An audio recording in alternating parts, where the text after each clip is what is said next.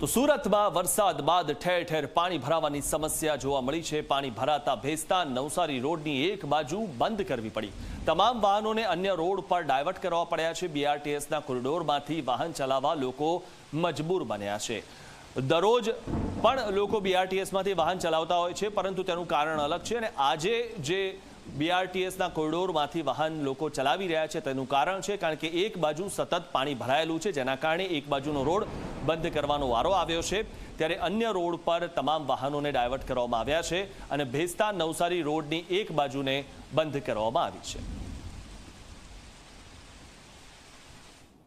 સુરતના ભેસ્તાન રોડ ઉપર વરસાદી પાણી ભરાઈ ગયા છે। સીધા તમે દ્રશ્ય જોઈ શકો છો, જ્યાં તમારી નજર જશે ત્યાં પાણી જ પાણી જોવા મળશે।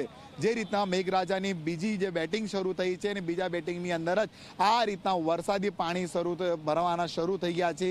દ્રશ્ય જોઈ દેખાય છે કે જે રીતના બાટલી બોય ખાતે હાલ આપણે ઉપસ્થિત છે અને બાટલી બોયથી લઈને તમે ભેસ્તાન સુધી જશો, 4 રસ્તા સુધી પાણી જ પાણી જોવા મળી રહ્યું છે। વાહનો જે છે અહીંથી પસાર નહીં થઈ રહ્યા છે। રસ્તો બીજી બાજુ તમને હું બતાવીશું, અહીંથી અનેક વાહનોની અવર જવર હોય છે, હજારોની સંખ્યામાં વાહનો અહીંથી પસાર થતા હોય છે, પરંતુ હાલ દ્રશ્ય જોઈ શકાય છે વાહન ચાલક પોતો રસ્તો શોધી રહ્યો હોય તે રીતના જોવા મળી રહ્યા છે। લોકો બીઆરટીએસના કોરિડોરમાં આવી રહ્યા છે અને કોરિડોરની અંદર બી જોઈ શકાય 1 કિલોમીટરથી વધુની જે છે લાંબી કતારો વાહનોની જોવા મળી રહી છે।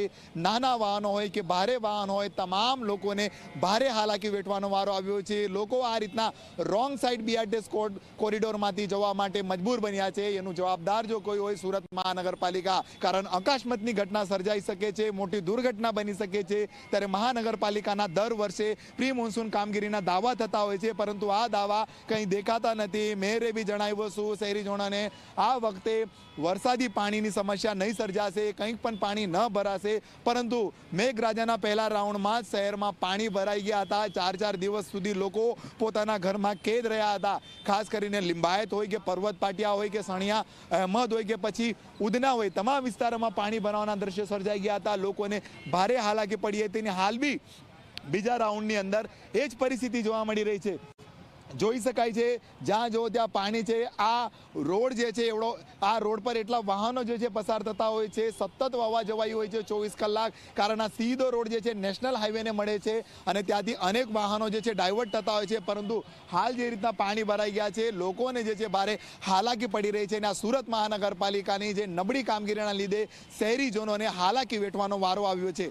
કેમેરામેન વિજય બૈસાની સાથે પ્રશાંત ડિવરે, જી મીડિયા, સુરત।